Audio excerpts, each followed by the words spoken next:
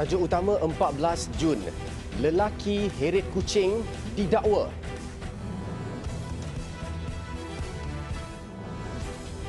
Masjid jadi PPV sementara.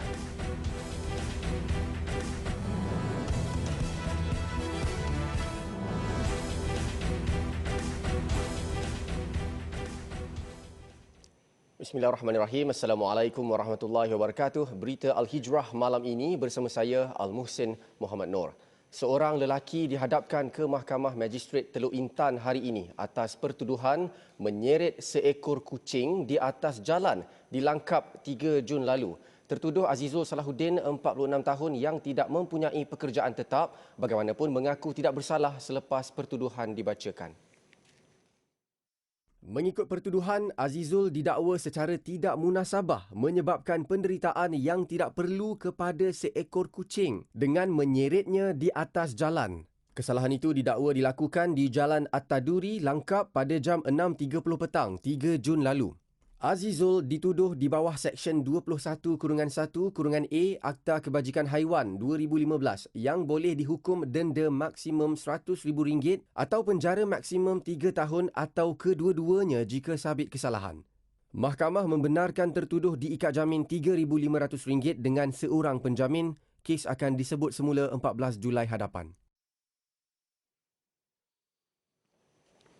Pengusaha bot persiaran yang membawa pelancong nekat mengubah operasi dengan membawa rokok seludup di perairan Johor Timur. Rangkaian sindiket itu bagaimanapun tumpas selepas serbuan dijalankan Jumaat lalu di Jeti Endau Mersing dengan rampasan 903 kotak rokok bernilai RM9.3 juta. Ketua Polis Johor Dato' Ayub Han Maidin Piche berkata, aktiviti yang dijalankan 3 lelaki berusia 27 hingga 51 tahun itu telah beroperasi sejak tahun lalu selepas Perintah Kawalan Pergerakan PKP. Katanya pelbagai hilah digunakan bagi mengaburi mata pihak berkuasa. Ia termasuk mengubah ruang rehat pelancong diving untuk dijadikan tempat simpanan rokok seludup. 2 lori yang digunakan bagi mengangkut rokok seludup turut dimuatkan dengan muatan air mineral di bahagian pemeriksaan. Mereka telah mengubah aktiviti dia orang lah daripada aktiviti pelancongan kepada aktiviti kehidupan kontraben, sebab tak ada lagi aktiviti pelancongan dan ada kaitan dengan sedikit besar lah. Kompartmen, kalau contohnya belakang pun dia letak, dia tambahkan lagi. Dalam tu pun dia buat kompartmen yang sepatutnya untuk pelancong lah, dia punya double decker tu, semua letakkan rokok. Beliau berkata demikian pada sidang media di Markas Polis Marin di Endau Mersing, Johor. Turut dirampas bot persiaran, 2 buah lori, 2 radar dan GPS. Jelas Dato' Ayub Han, rangkaian ini menggunakan modus operandi dengan melakukan pemindahan rokok seludup di perairan antarabangsa. Sebelum ditahan, bot persiaran ini mengambil bekalan rokok seludup di Vietnam dan Indonesia sebelum diedarkan di perairan Pantai Timur. 3 suspek yang ditahan diriman hingga 16 Jun depan. Seorang daripada suspek turut memiliki rekod jenayah lampau. Tindakan pihak pengurusan sebuah kilang pemprosesan ayam membawa 48 pekerjanya yang positif COVID-19 dan memakai gelang merah jambu menggunakan lori mengundang padah apabila kenderaan tersebut ditahan pada petang semalam. Ketua Polis Daerah Kuala Muda, Asisten Komisioner Azli Abu Shah berkata pihaknya mengenakan saman serta-merta terhadap pemandu lori itu manakala pemilik kilang berhadapan tindakan tegas. Menurut beliau, sebaik menerima maklumat mengenai kejadian itu pada kira-kira 5 petang, pihaknya segera bertindak dan berjaya mengesan serta menahan lori terbabit di Sungai Lalang. Ketika ditahan, lori itu dalam perjalanan pulang dari Pejabat Kesihatan Daerah PKD Kuala Muda menuju ke asrama sebuah kilang pemprosesan ayam di Sungai Lalang. Hasil pemeriksaan terdapat seramai 48 individu didapati positif COVID-19 berada di dalam lori tersebut dalam keadaan tangan memakai gelang kuarantin. Video yang berdurasi 19 saat serta beberapa gambar lori yang padat dengan pekerja bergelang merah jambu itu tular di Facebook dan mendapat pelbagai reaksi daripada warganet. Azli berkata sebelum video itu tular, kes positif COVID-19 telah dikesan di kilang pemprosesan ayam terbabit dan PKD Kuala Muda mengarahkan sejumlah 135 pekerja kilang yang positif hadir bagi tujuan siasatan serta memakai gelang kuarantin. Beliau berkata pihaknya bertindak mengenakan saman terhadap pemandu lori berusia 51 tahun itu mengikut Seksyen 23-2 Akta Pengangkutan Jalan 1987 kerana menggunakan lesen kenderaan motor LKM bagi tujuan lain. Selain itu, pihaknya membuka kertas siasatan terhadap pengurus atau majikan kilang tersebut yang berumur 43 tahun mengikut Seksyen 22B Akta Pencegahan dan Pengawalan Penyakit Berjangkit 1988 kerana tidak mematuhi perintah yang dikeluarkan pegawai yang diberi kuasa. Jumlah pesakit COVID-19 kategori 4 dan 5 yang diperoleh daripada Pusat Kesiapsiagaan dan Tindak Cepat Krisis Kebangsaan (CPRC) menunjukkan trend peningkatan bermula April lepas iaitu 6,751 kes kepada 30,287 kes pada Mei. Menteri Kesihatan Datuk Seri Dr. Adham Baba berkata peningkatan kes bagi kedua-dua kategori itu dijangka meningkat bulan ini memandangkan setakat semalam terdapat 22,857 kes direkodkan di seluruh negara. Jumlah bilangan pesakit COVID-19 bagi kategori 4 dan 5 sejak Mac tahun 2020 sehingga 13 Jun 2021 adalah seramai 104,122 kes yang mana dilakukan pada tahap 4 dan 5. Pesakit kategori 4 adalah mereka yang memerlukan oksigen, manakala kategori 5 adalah pesakit yang memerlukan bantuan pernafasan. Justru, kapasiti penggunaan katil di unit rawatan rapi ICU kini mencapai 97%. Menurutnya, ketika ini terdapat 1,767 katil ICU di seluruh negara termasuk di Hospital Kerajaan dan Hospital Angkatan Tentera Malaysia dan jumlah pesakit yang sedang menjalani rawatan rapi adalah 1,161 orang manakala 452 pesakit memerlukan bantuan pernafasan. 700 janji temu sudah diberikan kepada petugas media di seluruh negara untuk dos pertama vaksinasi COVID-19 setakat hari ini. Menteri Penyelaras Program Imunisasi COVID-19 Kebangsaan PICK, Khairi Jamaluddin berkata jumlah itu adalah sebahagian daripada kira-kira 5,000 nama yang disenaraikan di seluruh negara. Setakat hari ini sebanyak 700 janji temu telah diberikan kepada petugas media di seluruh negara untuk dos pertama vaksinasi COVID mereka dan akan lebih banyak janji temu dikeluarkan dalam minggu ini. CITF juga perlu mengimbangi keperluan vaksinasi rakan-rakan media kita dengan keperluan fasa 2 iaitu golongan warga emas, golongan kurang upaya dan golongan komorbid. Menurut Khairi Jamaluddin, setakat hari ini lebih 250 pengamal media di beberapa negeri sudah menerima dos pertama vaksin COVID-19 sejak ia dilaksanakan Rabu lalu. Beliau berkata demikian dalam sidang akhbar mingguan Badan Bertindak Imunisasi COVID-19 CITF siang tadi. Jelasnya buat masa ini CITF dalam proses memberikan janji temu kepada petugas media yang membuat liputan ke Sukan Olimpik Tokyo hujung Julai ini. Hari ini 38 daripada 47 petugas media daripada agensi berita tempatan dan antarabangsa yang membuat liputan itu menerima dos vaksin pertama mereka di Pusat Dagangan dan Pameran Antarabangsa Malaysia MITEC dengan bantuan Persatuan Penulis Sukan Malaysia SAM. Sementara itu, Khairi Jamaluddin berkata kadar keseluruhan vaksinasi negara di bawah program imunisasi COVID-19 kebangsaan kini merekodkan lebih 100,000 dos sehari. Beliau berkata purata dos yang diberi pada minggu lepas iaitu antara 7 hingga 13 Jun adalah 130,842 dos sehari. Ia merupakan peningkatan jumlah purata 94,481 dos sehari pada minggu sebelumnya. Kadar keseluruhan vaksinasi negara harian terus meningkat dan tidak banyak menurun pada hujung minggu yang lepas, di mana ia masih lagi mencatatkan di atas 100,000 dos sehari.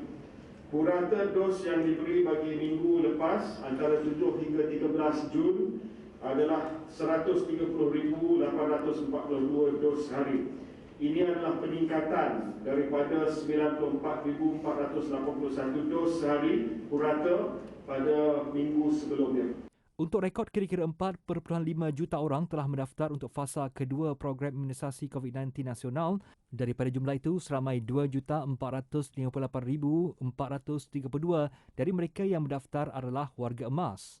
Ini menjadikan sejumlah 13,789,735 orang secara keseluruhan telah mendaftar untuk program vaksinasi. Jumlah dos vaksin yang diberikan setakat ini adalah 4,449,270 dengan 1,357,966 orang telah menerima 2 dos. Tambah hari, sejumlah 1.33 juta dos vaksin Pfizer akan tiba antara minggu ini dan awal Julai. Kelantan membuka pusat pemberian vaksin PPV sementara di masjid, surau dan pondok pengajian agama selama tempoh 5 hari bermula semalam bagi memudahkan penduduk mendapatkan suntikan vaksin COVID-19. Tinjauan kru berita Al-Hijrah di PPV sementara di Masjid Sultan Ismail Petra, Kubang Krian mendapati orang ramai menyambut baik inisiatif kerajaan menjadikan institusi agama sebagai PPV kerana ia memudahkan mereka mendapatkan suntikan vaksin. Menurut pesara guru Wan Hassan Wan Abdullah, 60 tahun, pengurusan yang sistematik di PPV itu menyebabkan beliau hanya memerlukan masa 30 minit untuk mendapatkan suntikan vaksin hari ini. Beliau turut memuji petugas-petugas PPV sementara itu yang memberikan layanan mesra dan terbaik kepada semua penerima vaksin. Saya rasa baguslah. Bagus sebab dia macam masjid sini kawasan ni, dia kawasan perlu luas parking senang, keadaan lebih memudahkan lah. Senang orang nak cari pun senang. Kalau pergi ke hospital nak masuk, nak parking susah. Cukup selesa. Semalam pun saya datang hantar isteri pun memang cukup selesa lah, sekejap aja. Walaupun pemberian vaksin itu diadakan di pusat ibadat, namun ia tidak terhad kepada golongan Muslim sahaja. So, pagi tadi ada baca dalam e-paper, Masjid Sultan Ismail ni ada buat open PPV lah. So, kita drop by lah untuk register supaya cepat sikit lah boleh dapat vaksin. Yes. Daftar di Mas Sejahtera sejak? Mas Sejahtera daftar sejak Februari lagi. Yes. So far update tak ada lagi date, so kita datang sini lah. Bagi Bilal Masjid Mukim Jambu Merah, Melor, beliau melahirkan rasa kesyukuran kerana berpeluang mendapat vaksin hari ini selepas mendaftar melalui My Sejahtera sejak Februari lalu. Bagi amanya, maknanya pakat marilah vaksin sebab benda ni mencegah penyakit. Kita berikhtiar. Lepas pada ikhtiar tu kita tawakallah kepada Allah. Selagi kita tidak ikhtiar, kita nak tawakal macam mana? Dia kena ikhtiar dulu. Nabi pun ajar lagu tu. Semalam, Pengarah Jabatan Kesihatan Negeri Kelantan, Dato' Dr. Zaini Hussein berkata pihaknya melihat kesedaran masyarakat Kelantan terhadap suntikan vaksin semakin baik. Malah ada di antara ahli jawatan kuasa masjid yang menawarkan untuk mengadakan PPV sementara di masjid mereka.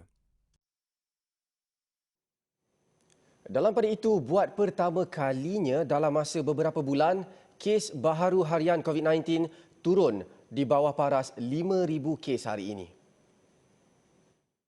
4,949 kes baharu dilaporkan hari ini, menjadikan jumlah keseluruhan kes 662,457 setakat ini. Selangor kekal negeri dengan kes baharu paling tinggi dengan 1,523 kes. Diikuti Sarawak 744, Kuala Lumpur 503, Johor 430, Negeri Sembilan 323, Sabah 273 dan masing-masing 214 jangkitan baharu di Pulau Pinang serta Kelantan. Manakala Perlis mencatat angka terendah iaitu 1 jangkitan. Selepas ini, cabaran urus jenazah COVID-19.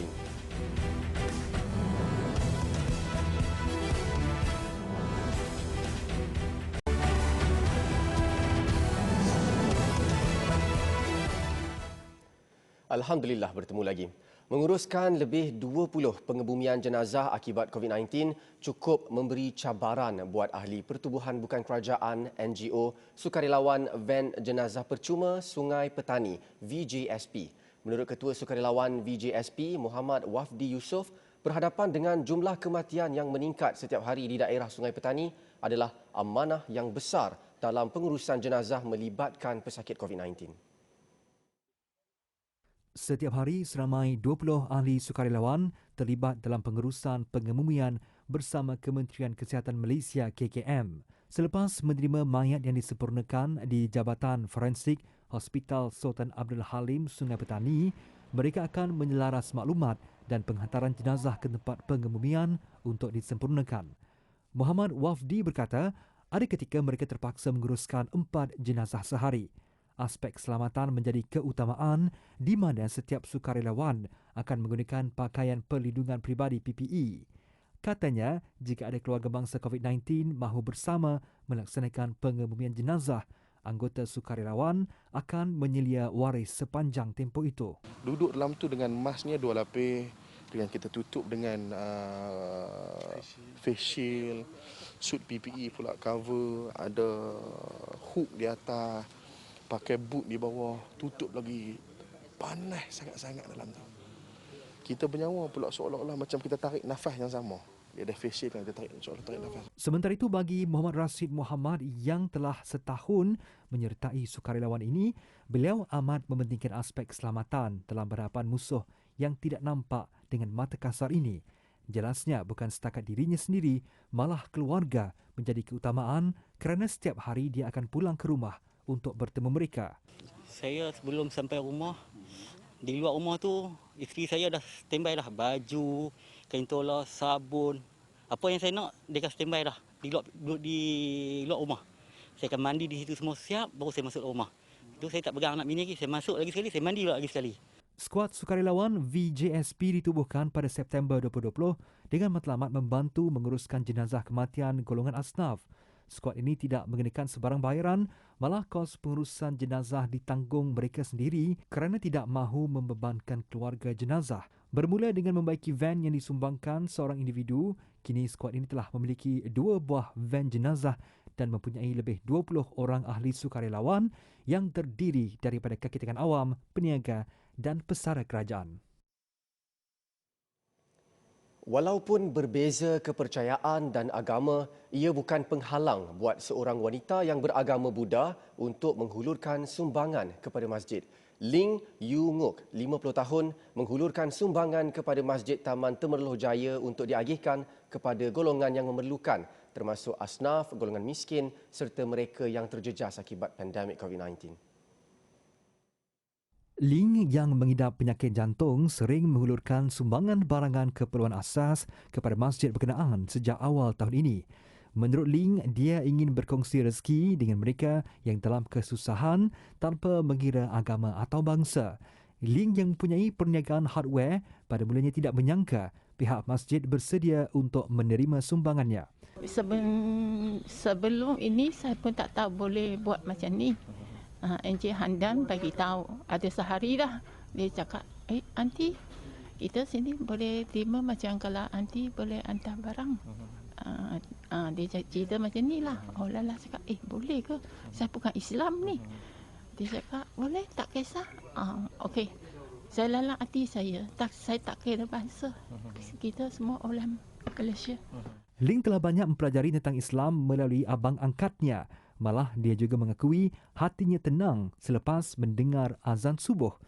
Sementara itu, Setiausaha Masjid Taman Temerloh Jaya Zulkarnain Hashim berkata, pihak masjid sentiasa terbuka kepada sesiapa sahaja yang ingin menghulurkan sumbangan walaupun berlainan agama dan bangsa.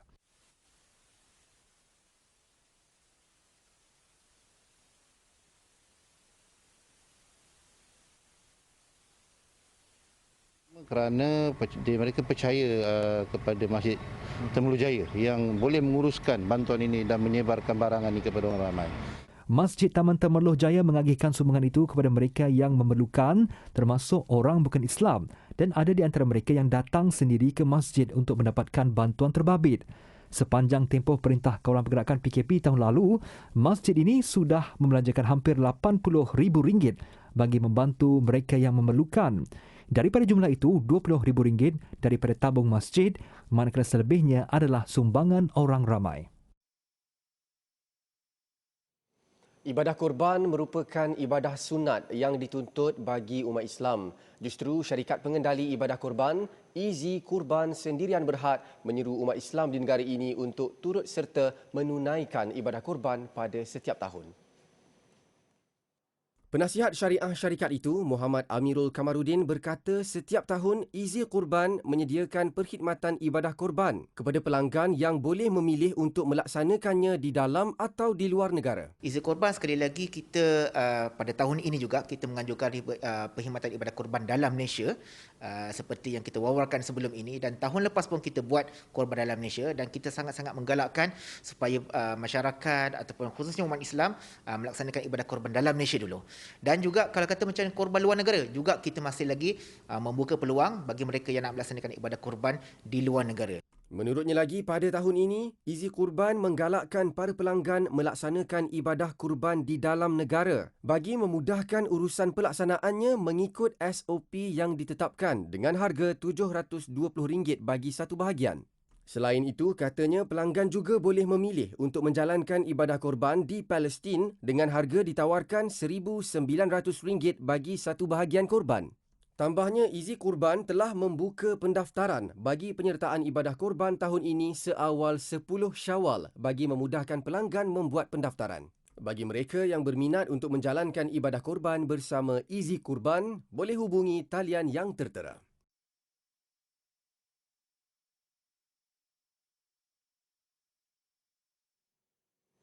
Seorang pekerja pembersihan di Sekolah Menengah Kebangsaan SMK Felda Sri Sendayan, Negeri Sembilan menemui bayi di sebuah perhentian bas berhadapan sekolah berkenaan.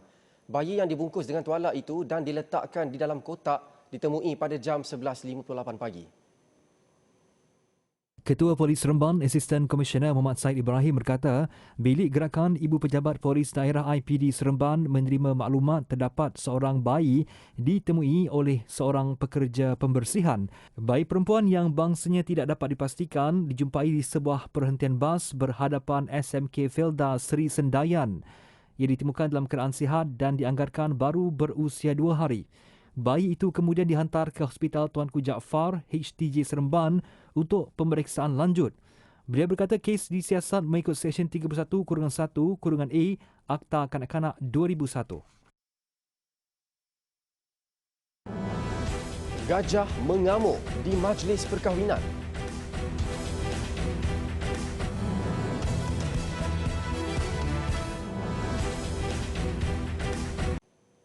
Alhamdulillah bertemu lagi. Kumpulan pejuang Hamas tidak mengharapkan perubahan positif daripada kerajaan baharu Israel. Kerajaan baharu itu juga tiada bezanya dengan pemerintahan Netanyahu kerana ia adalah kerajaan penjajah, penceroboh dan mengamalkan diskriminasi kaum seperti kerajaan sebelum ini, bahkan lebih teruk. Malah Setiausaha Agung Pergerakan Inisiatif Kebangsaan Palestin, Mustafa Barghouti, memberi amaran bahawa kerajaan Bennett akan menyokong penyelesaian pendudukan haram dan diskriminasi kaum serta dilihat bakal lebih ekstrim berbanding pemerintahan sebelum ini. Ia dapat dibuktikan berdasarkan kenyataan Bennett pada Ahad mengenai perluasan kawasan penempatan ke kawasan C tebing barat. Di bawah perjanjian gabungan baharu antara 8 parti Israel, Perdana Menteri Naftali Bennett akan menerajui pentadbiran Israel selama 2 tahun diikuti parti Yair Lapid untuk tempoh 2 tahun berikutnya. Pembentukan kerajaan baharu itu sekaligus menandakan berakhirnya pemerintahan 12 tahun Netanyahu. Di India, sebuah majlis perkahwinan bertukar tragedi apabila gajah yang disewa untuk majlis keraiyaan mengamuk dan merempuh tetamu akibat terkejut mendengar bunyi mercun. Majlis perkahwinan itu berlangsung di Kampung Almapur, negeri Uttar Pradesh di utara India. Tiada kemalangan jiwa dilaporkan namun ia telah mengakibatkan kerugian besar. Kejadian berlaku apabila rombongan pengantin lelaki yang tiba di majlis perkahwinan disambut dengan letupan mercun. Gajah itu terkejut dan mula mengamuk hingga menyebabkan semua tetamu bertempiaran lari menyelamatkan diri. Haiwan itu merosakkan sejumlah kenderaan termasuk 2 kereta dan beberapa basikal serta kemah yang dipasang untuk majlis tersebut. Selepas beberapa ketika, gembala gajah itu berjaya menenangkan binatang itu dan menjadikan situasi lebih terkawal. Pelumba muda negara Sharifuddin Azman mencipta sejarah di litar Catalunya, Barcelona, Spanyol apabila muncul juara perlumbaan CEV Moto3 Remaja Dunia pada Ahad. Memetik laporan portal Sinar Harian, Sharifuddin yang pada awalnya bermula di petak ke-10 tetap tenang memperagakan tunggangan terbaiknya sepanjang perlumbaan. Dalam baki 6 pusingan, Sharifuddin mula mengatur strategi sehingga berjaya memberi tekanan kepada barisan pelumba di kelompok hadapan yang diketuai Mario Suryo Aji dari Indonesia. Akibat kesilapan yang dilakukan Mario dan pelumba Cardoso Racing, David Munoz pada pusingan terakhir, Sharifuddin berjaya memimpin perlumbaan sekaligus muncul juara. Selepas mengharungi 4 pusingan perlumbaan CEV Moto3 Remaja Dunia, pelumba kelahiran Selangor berusia 20 tahun itu kini menduduki tangga ke-6 dengan merekodkan 31 mata. Sekian berita Al-Hijrah. Jangan lupa saksikan Tijarah malam ini dengan tajuk Literasi Kewangan Bijak Ketika Lockdown jam 9.30 malam ini bersama hos Hana Ismail. Terima kasih kerana menonton. Assalamualaikum warahmatullahi wabarakatuh. Selamat malam.